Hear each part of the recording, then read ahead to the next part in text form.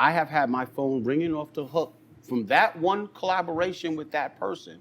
Because he said and she said, hey, if you don't have that now to collaborate, let's help you get there.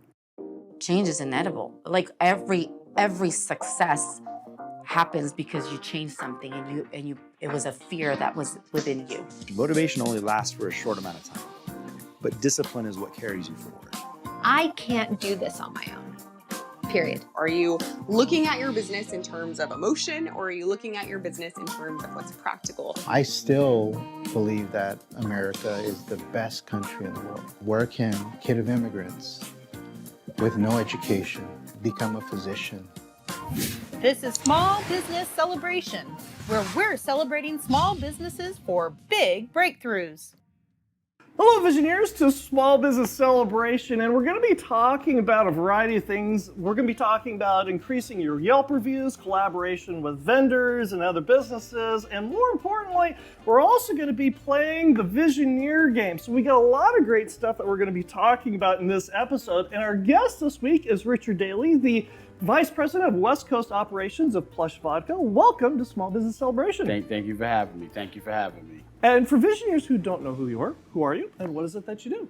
My name is Richard Daley. I'm the Vice President of West Coast Operations for Plush Vodka, but I'm also Director of all the brand ambassadors on the West Coast to make sure that the reorders for the stores and stuff that go into production. You're also one of the partners in the company. I definitely am one of the partners in the company.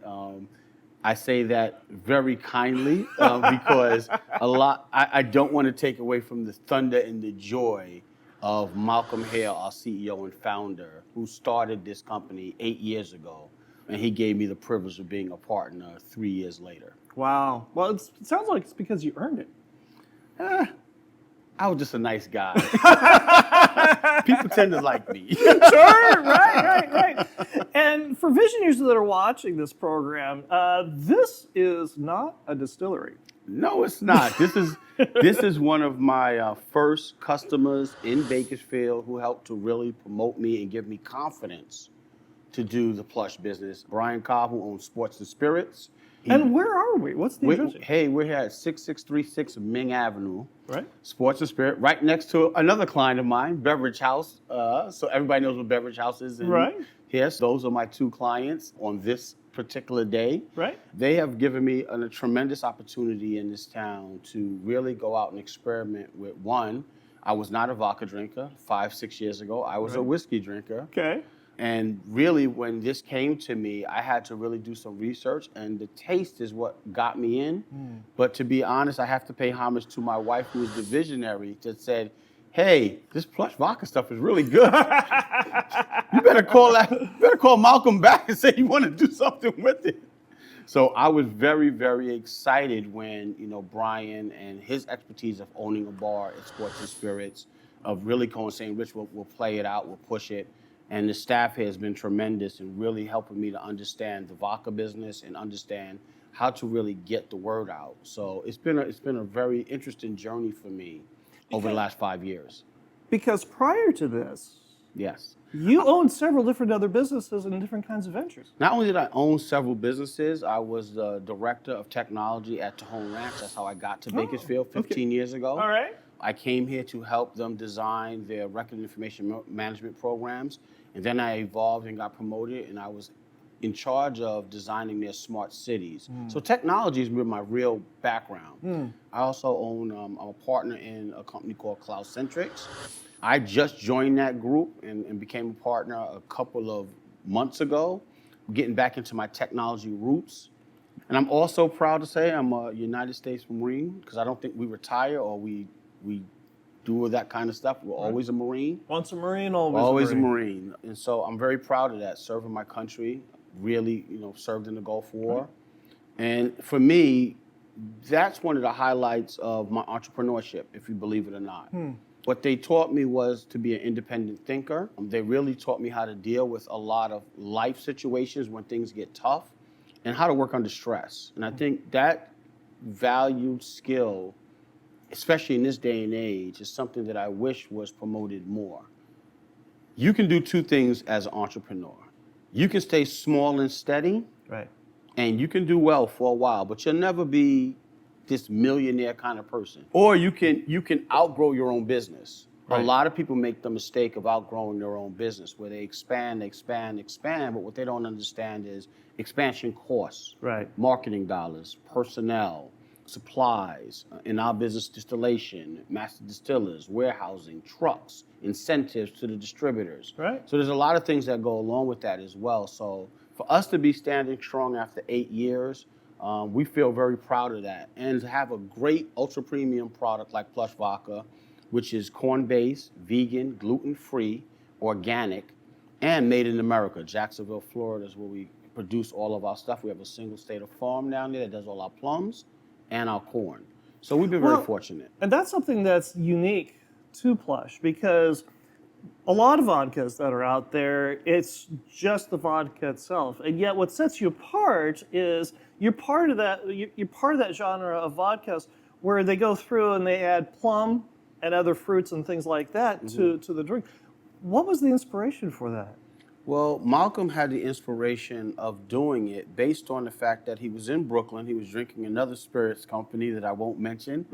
And everybody was saying how great it was. And he was like, this is terrible. I can clean out the gutters of my sink with this. And literally, he had no experience in the spirit world or the job world. And he basically set out on this crazy mission. I call it the YouTube University era. Of how do I make a spirit that's unique and different. What I find fascinating about the story and about what you're asking in particular is how he came up with the plum. He said he was inspired by the Southeast Asian and Italian use plums as this neutral fruit. And he also looked out on the market and didn't find anybody that had it. The inspiration behind just getting started and having things where we're at this point was to have the plum infused vodka. And I want to say that again, plum infused. We are not flavored, we're infused. There's a big difference between the two. When you flavor something, you sugar it up, you make it face like other brands. They have sugars and preservatives and all that stuff they have to put inside of it. What we did was we infused it and we added no preservatives, no sugars. That's how you have a very clean spirit. So you're taking the juice of the plum. And you're mixing it straight in. You're getting real organic plums pushed into the vodka, and it's distilled that way. So that's a very unique process, and what makes us really, really well, and anybody in the spirit world, they're gonna know what I'm about to say here. So if I lose anybody, just think of it this way. We use a charcoal and a copper filtration system. What that does is it gives you a very clean, distinctive taste and a very distinctive flavoring to your vodka. And we're the only plum-infused vodka in the world. No one else has a plum-infused vodka in the world like we are. Most vodka companies are usually 4 to 6 times distilled. We are 8 times distilled. We took pride in that we really wanted to have ultra premium. And you can't argue with this beautiful bottle here. I mean, the design of the bottle is very beautiful, very unique, very slick. What we really love about what we do is we make people happy. You know, you can't put, the smiles on the people's faces when they try it, the uniqueness. I think one of the major setbacks in the United States in particular is that they don't really understand the plum fruit. They don't understand the neutrality of it. So they look at it and go, well, what can you do with this? We have heard that question enough where last year we actually created a Plush cocktail book that's available to any restaurant, bar owner that wants to have it. And it was a way for them to have a way to start what they did and how they kind of started, have a baseline of how they push it. We do have competition with a particular brand that I won't name on the show. But, what I always tell people is if you give us the opportunity to get on your taste buds, I think you'll enjoy the experience. And that brings us to our first Visioneer question, which is brought to you by Mike Saba, a Zella Premier Agent with Watson Realty, born, raised, and never left Bakersfield. Give Mike Saba a call at 661-203-8406 or reach him at MikeSaba1 at iCloud.com today. Visioneer Raul asks, we opened a bar once the restrictions were lifted from COVID. We want to improve our collaboration with our labels to attract more customers to our bar. What tips have you done that has gained you success? One is making sure that you have a true partnership with the spirits that you get. No offense to other spirit brands, but we take pride in finding out what the business needs. We talk to the bartenders, the owners, about how do we collaborate better. We tag them on social media to make sure that they are involved in the things that we do. Right. We try to set up things like happy hour specials and things of that nature to bring in. Right. The cocktail book is a typical example of that. Okay. Giving them a blueprint of what to do with our vodka once they get it, not just a couple of recipes, Right. seasonal, holidays, things of that nature. So start to really try to figure out, hey, what are these brands that we can work with that can help us grow and we help them grow at the same time? One of the other things Plush does a lot of are events. Yes. How does that help the liquor store, the club, those entities who use Plush Vodka? The events help when you really market those events to the masses. So we do a lot of events and we do them kind of in silence. We don't bring in the photographers and the stuff like that. We do that because we're trying to really help somebody out in a collaboration or a partnership for that event. Sure. One of the mistakes that I would suggest to any brand is have a marketing strategy to really get your name out there so people can really understand not just the brand, but what the brand stands for. When you think of some brands, you collaborate them with something that is of charitable, local, veteran. We haven't done the best job of that, and we're going to be doing a better job of that coming forward. We help a lot of businesses out. When COVID hit, we really went around to businesses and said, hey, how can we help? How can we do something to help you kind of survive what's going on? Right. And I think that we should have been marketing some of that. We were trying to be humble about it and gracious. But in the world of social media and You YouTube, can't be humble. You can't be humble. humble. You have to be out. And I said this in the beginning of the year. We have to take Plush Vodka and act like we're 20 to 35-year-olds. Right. We have to move with the times. And I think we didn't move with the times because we were hard-nosed in the stores, talking to customers. That's cool for the day. Right. But when you're talking about a city who doesn't know your product, it makes it hard on our bartenders, our retail stores. And Rich, we love your product. We love you. We love your pricing. Right. But your customers don't know the brand. Right. That's not on them. That's on us. And that's one of the things that we intend to fix in 2024 and beyond, of really working hard on marketing. And just to give you a small sample size, starting January, we started to tag partners in stores and retail. And we're starting to see them repost that, tag us, calling us for ideas on how they can do some things better. And it really has gained us more popularity that way. And we intend to do a lot more than that as well. You may be hearing about us doing some things to collaborate with some kind of charities and things of that nature. And we'll be advertising the events that we do. And just for a great example of that, last week I did the Clipper Foundation party. The week before, during Christmas, we did the Call Realty Group's party. And we even did a private party for Adriana Malouf, who has the casinos and stuff. We did their private party, and we were the vodka of the night and the drink of the night. And in Texas in particular, where we have a very strong base and we have all the retail major brands, we're starting to really talk to them about things that we want to do down there as well. And I think one of the things that we also are trying to figure out is what community do we want to attach ourselves to? It's easy to have a marketing report and say, hey, my audience is a 28 to 45, $60,000 plus or where. Right. Those all seem very nice and kind. But the reality is, what community are you attached to? When you think of whiskey, you think of veterans, you think of country music, you have a specific mindset. When you think of vodka or you think of another brand, you think of partying. You think of another brand, you think of dogs. When you're a brand, you have to attach yourself to something or a real community that you can focus in on like a sniper. A lot of times when you're a brand, you're just running around the stores trying to get sales. Right. That's good the first couple of years. But if that's kind of almost like a machine gun, you're just spreading your stuff all over, your seat all over, your shots all over the place. You got to become a sniper when you're small because every dollar counts. And I think that's one of the lessons I'm learning even of. I have a lot of locations in California. I have over 400 locations. Right. But what I figured is I can't service California like that. It's too hard. Right. Even with 75 sales reps, it's too hard.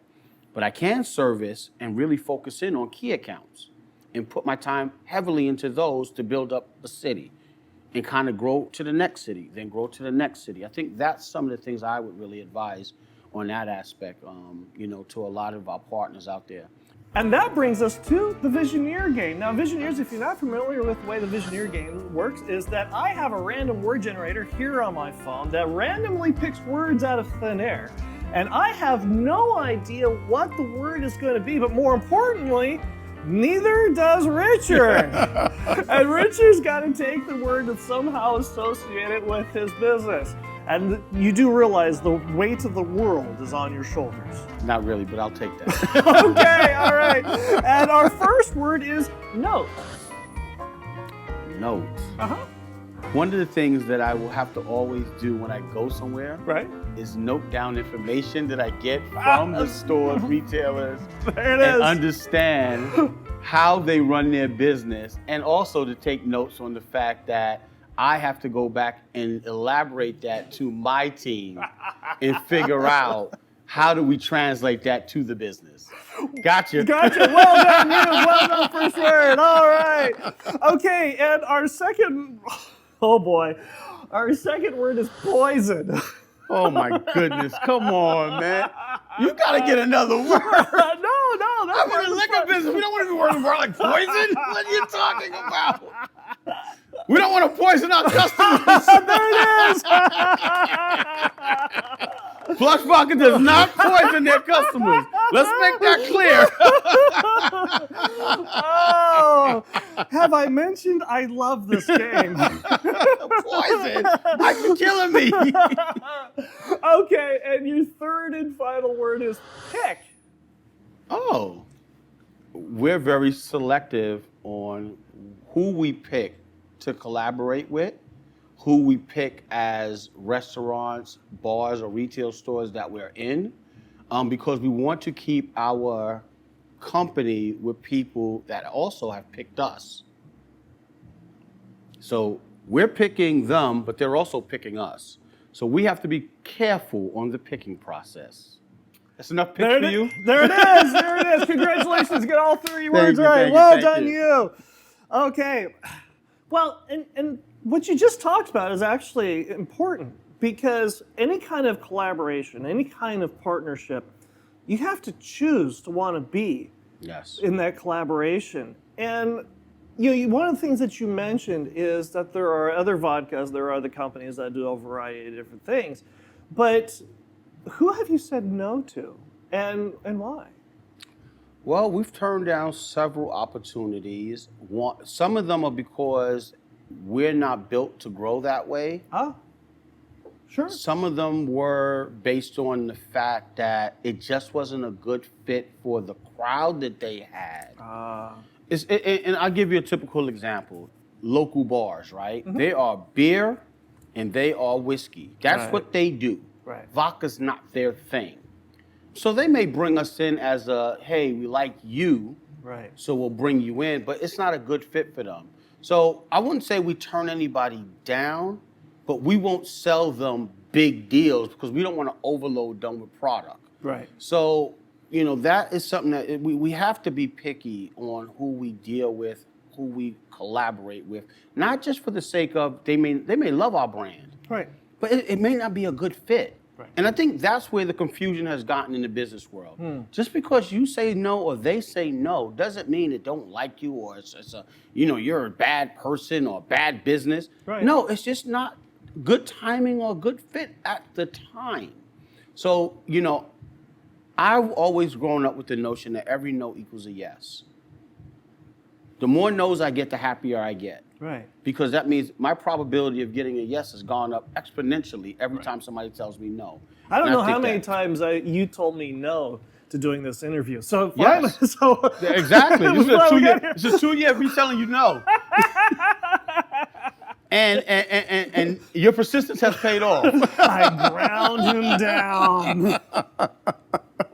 It's weird that you say that. Is a LA radio show asked me to collaborate with them and do some stuff. Right.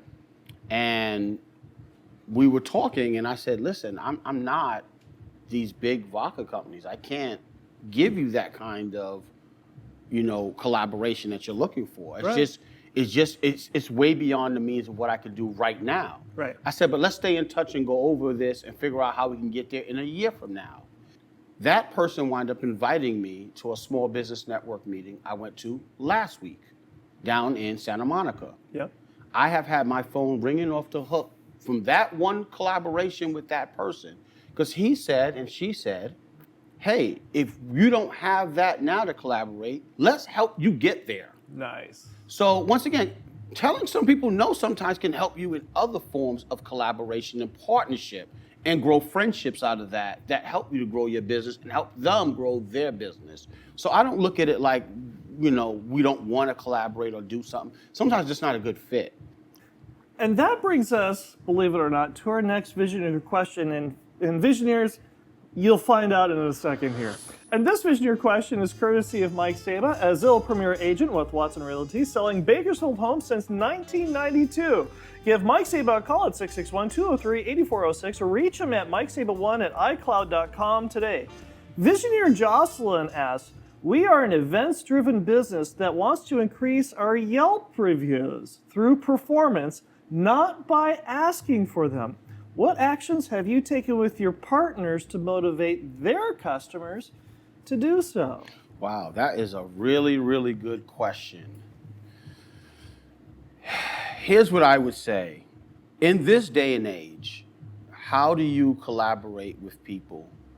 One, I think I said a little bit earlier, there's 3 elements in this day and age that I would say fits the mold of how you get to your customers. One is social media. Right.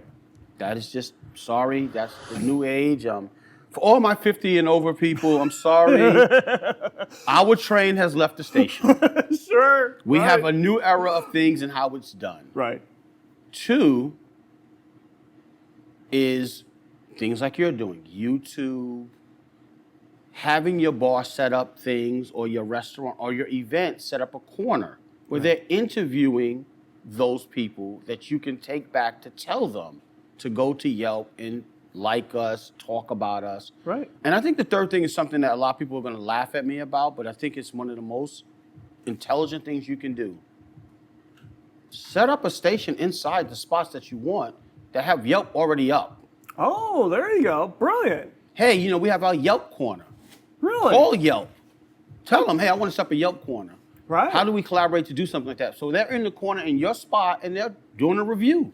Right. And they can have that set up. Now, once again, these are ideas you think about, but these are things that you can do that don't cost you money. You don't even have to call Yelp. You can just literally put up iPad up in the corner. Right. Say, hey, y'all, before you leave out, give us a Yelp review. Nice. But what the problem is in this day and age is no one wants to ask anybody for anything. You have to ask. You have them. to ask, Right. The only thing that you don't, my grandfather was big on closed mouth, don't get fed. Right. And, I didn't understand what that meant when I was a younger child. But as I grew up to an adult, I understood what he meant. He was like, if you don't go out there and ask people to go out into the world, just the same concept he told me about every no equals a yes. If you don't go out in the world and ask for what you want, how do you expect to get anything? Right. And I think that's, to me, the downfall of a lot of the younger generation that are used to the phone. I'm not telling you your phones are not important, but remember what these phones and these iPads were designed for. You have an advantage that me and Mike didn't have. Those phones are business tools. Right. Everybody who has a phone has a business, Right. whether you understand it or not. Can't you download the Instagram app and go live? Right. Can't you get YouTube and start a channel? Right. Can't you go to Facebook and either do a show or post about what you're trying to do? That's a business. But those are the things that these tools that we have, I don't think they're properly being utilized. They've turned into this mash of just putting out messaging without really content that has satisfaction for people they're trying to deliver to. You have to get in touch with your audience and have something that they believe in and they want. For a lot of Visioneers, going to a bar, a club, an event for alcohol is something you do for fun, your time off. But this is what you do for a living. Yeah. So that begs the question, when you're not doing this, what do you do for fun? traveling and food is my crave. Those are the things I love. I'm a foodie with my wife. We like to experiment all kinds of foods. Well, That's a big thing for us. what has being a foodie taught you that you've applied to your business? That you can have an acquired taste for a lot of different things and not Okay. even know it. Okay, all right. Why is that? Okay, for instance, I've eaten snails. I've eaten frog legs. These are Right. things that, I looked at those as things of, wow, that's nasty. I never ate oysters before. Right. I met my wife, and she used to beg me. So she finally convinced me to eat them, and I was like, wow, now I don't go a place where they have any kind of oyster Rockefeller or baked oysters on the menu. I order at least 2 dozen. So just trying new things, getting involved with new things, that's one of the things that I look at like as a foodie. It's helped to expand my taste buds. It's asked me to get to understand cultures better, especially when I travel. You get to learn a lot of different things. And one of the biggest things I learned when I went overseas is a lot of the food overseas is not processed. Right. I can eat chicken here and eat chicken in the Philippines. Totally different experience. Right. You can have yakisobe. I lived in Japan for a year. You can have Japan yakisobe and sushi, Right. and you come back here and you're like, what is this? Right. And it's not a knock on what they're doing here. It's just the reality of it is when you go to experience different cultures and eat the food in those cultures, you get a totally different experience. So I think that's how it helped me out. One of the other things about expanding your tastes is you're expanding your representation line. You Yes. also have a tequila. What's it called? Well, first of all, we have an agave. I cannot call Okay. it a tequila Okay, because all it right. doesn't come from Jalisco. Okay. But we have a new product that I'm working with my guy Micah and Chris Abbott that they have presented to me to talk about. And it's their brand El Papo. And I don't have the other bottle here called Revel, which is already in some locations. They're putting out something new, and I wanted to be a part of helping out with, them selling it and pushing it out.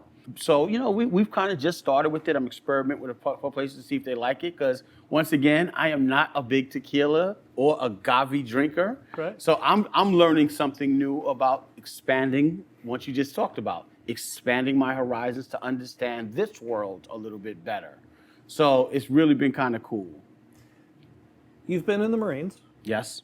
and you've been in the Middle East. You've Yep. been to Japan. You've been to the Philippines. You've been a lot of places around the world. You grew up in Brooklyn. Yep. Came Proud to- of that. All my came- Brooklyn people, I'm saying hello to you. Right. Because y'all say I don't come home enough.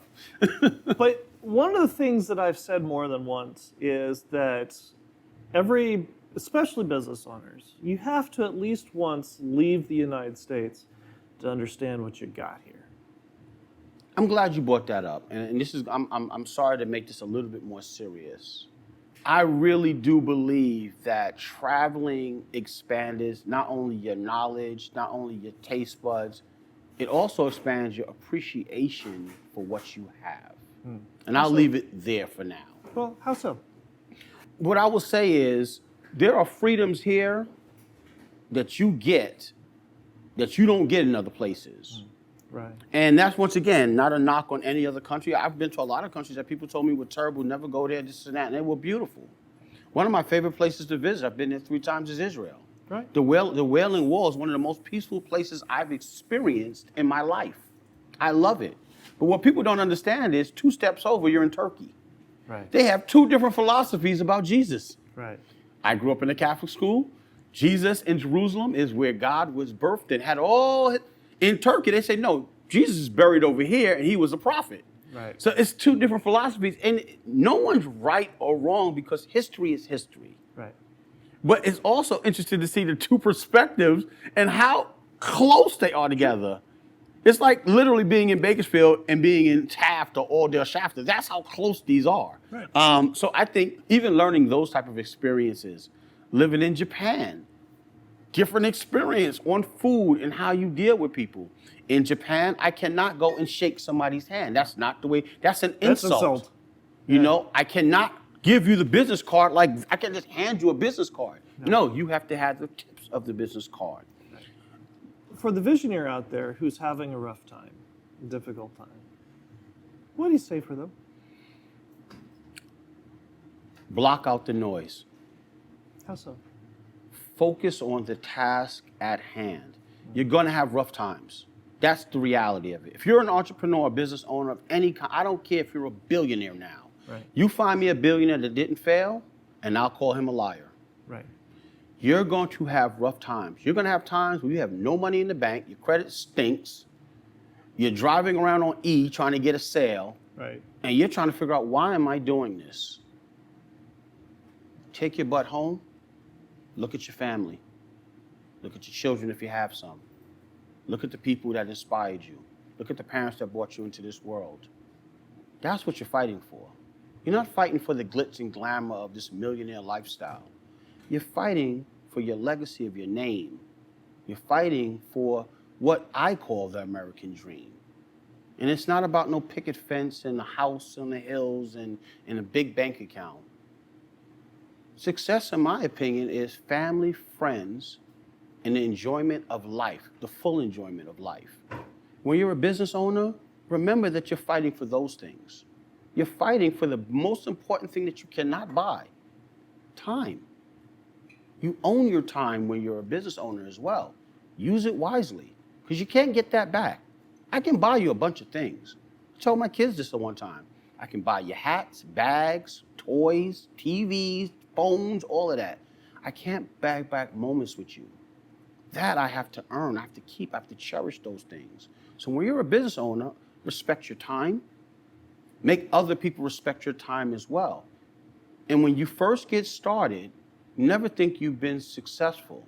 Success comes when you're sitting back and the business starts to run itself, and even then, you have to be involved. So be inspired to be different. My motto and my tagline is dare to be different. Dare to be different out in this world. Go out there and try to conquer what you set your mind to. Don't let other people distract you into, oh, you can never get that done. Oh, somebody else done that. If Malcolm, myself, and the other people and partners in Plush Vodka would have thought, well, there's already a ton of vodkas out there. Why would I want to put out another vodka? And believe me, I was told that. People said, Rich, you're crazy. You're a tech guy. Why the heck would you want to go out and do spirits? Right. You want to walk the streets? And I looked at them and go, so you telling me I can't grow? I can't learn? I can't be better? I can't do something different? And just to let you know, Mike, I've been a Marine. I've been a college basketball player. I've been a t-shirt and hat owner. I'm a sports agency owner. I'm a nonprofit owner. I'm a spirits owner. I'm a tech owner. Those are just the jobs I've done. And my first business that I did at 14-year-old was a car wash guy. It got so big that my grandmother thought I was a drug dealer. She said, what's all this money in the shoebox? It's over $2,000 a year. Where'd you get this money from? I literally had to walk into the park, and every Sunday, all these guys with nice cars would be out there, and they would say, hey, kid, wash my car. It turned into 50 cars one day, and I had to hire 5 kids. And what I paid them was a pizza and a water and $5. Back then, that was big money in the 80s. Right. And that was my first entrepreneurial adventure. But if I'd have never done that, my grandfather told her, hey, leave that boy alone. Yeah. They went down, saw what I was doing. Leave that boy alone. That's his money. He's good. So I've always had that inspiration in my mind to do something. It was the reason why I joined the Marine Corps. I didn't join the Marine Corps because, I got in trouble or, it was just the right thing to do. I joined the Marine Corps because in 1989, a war was brewing. I thought it was my obligation to serve this country. My grandfather did. My uncles did. My great-grandfather did. I thought it was my obligation to serve this country. I was proud of those 8 years I served. If I didn't have the Marine Corps, I wouldn't be the man I am today. So for all the bad things that people talk about, not being inspired and racial stuff and all this other crap, don't get it wrong. There are some racial problems in America, but how do you overcome them? By talking about them, by sitting down intelligently and talking to people about the differences, acknowledging it. These are the things that inspire people. These are the things that make people want to go out and do something to improve their lives. We have to stop that mindset of, if I don't make it, we have to tear somebody down. Or, that may not work. No, tell them, hey, it can work. Help them. It may not be buying a bottle, but hey, Mike is doing a show right now, everybody. How about sharing that? Doesn't cost you anything but 2 seconds of a button. How about subscribing? How about going out and going to Sports and Spirit and having a drink? These are the real business owners. If you look at the makeup of the world, small businesses, middle-sized businesses run the United States, but yet they get the least support. We have to change that mentality. We have to really go out and really go for our goals and our dreams. Support comes in a lot of different ways, and I'm talking to business owners, and I'm going to say this into the camera. I'm going to look at you right now as a business owner, and I don't care if you're selling T-shirts, bags, waters, whatever it is. When you go out there and you do it, don't let nobody laugh at you. That is their opinion. I will sit here on the side of the corner if I could and sell my vodka, and I wouldn't care what people thought about me. I know who I am, know who you are, respect your time, and make people respect your time. And last but not least, treat people with kindness, because you never know who you're talking to. And that's my message to you all out there, to inspire you to really go on your business and goals. And if you have any questions, I know Mike's going to list all this stuff, and he's going to make me say these things, but I want to get through this first. Well, and if Visioneers want to get in touch with you, Yes. how do they do that? There's a couple of ways you can get in touch with me. You can get in touch with me at www.plushvodka.com.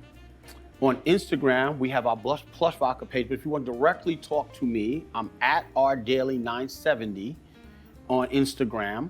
I'm Richard T. Daley on Facebook or Twitter. And just overall, if you want to get in touch with me and just say, hey, Rich, I want to have a conversation, I'm at richard@plushvodka.com. And make sure you pick up a bottle of Plush Vodka when you're out there having a good time or having a cocktail on a Wednesday today. Make sure you go out and get your Plush Vodka, your cocktail. But last but not least, before you start, Mike, I want to thank all the customers that have supported Plush Vodka, all of the distributors that have supported our vision and our goal, and most importantly, I want to thank Malcolm Hale for his opportunity that he gave me inspiration to look at this company and see the vision that he's had. And watch out for Malcolm Hale, everybody. I think he's going to be the first billionaire under 40 that I know. So, thank you for that in the time today. But, Mike, I really appreciate this, and I'm inspired by you. Thank you for joining us here at Small Business Celebration. It's been a real privilege. No, it's been my privilege. And I said thank you for the opportunity to come on the show and finally get to sit down and have a real conversation. It only took like 2.5, 3 years to do that. Yeah, I know. But that's the way life goes sometimes, Mike. Like he said, lots of no's eventually leads to a yes. And if you enjoy Small Business Celebration, go ahead and like, subscribe, notify, and say something nice about Richard in the comments. I'm sure he'll be taking a look at this soon. And we'll be right back with my final thought.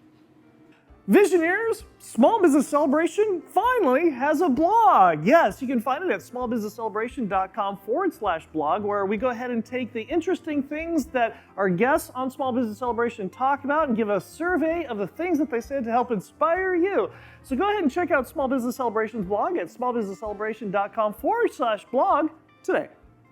How you practice is how you'll perform.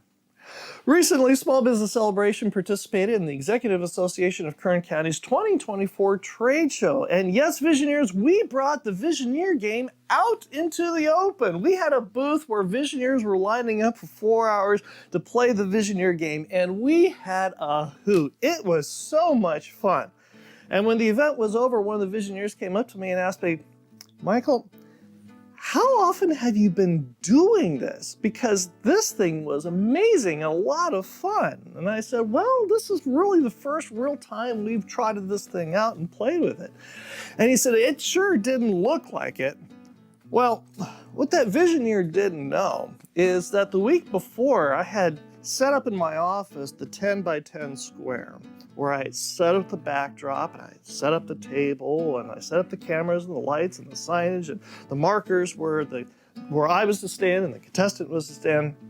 And then I scripted out what I was going to say for my intro, what I was going to say for my outro, and also what how the interactions would be for the game. And then I practiced the intro and the outro and then practiced taking everything down again, so that when we set up the booth, it went up very quickly and the game just went flawlessly.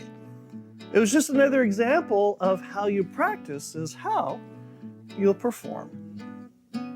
I hope you enjoyed our conversation this week with Richard Daley with Plush Vodka, and I hope you learned something that you can use today to grow a strong and profitable business. And we'll see you here again next week when we celebrate another small business making a big breakthrough.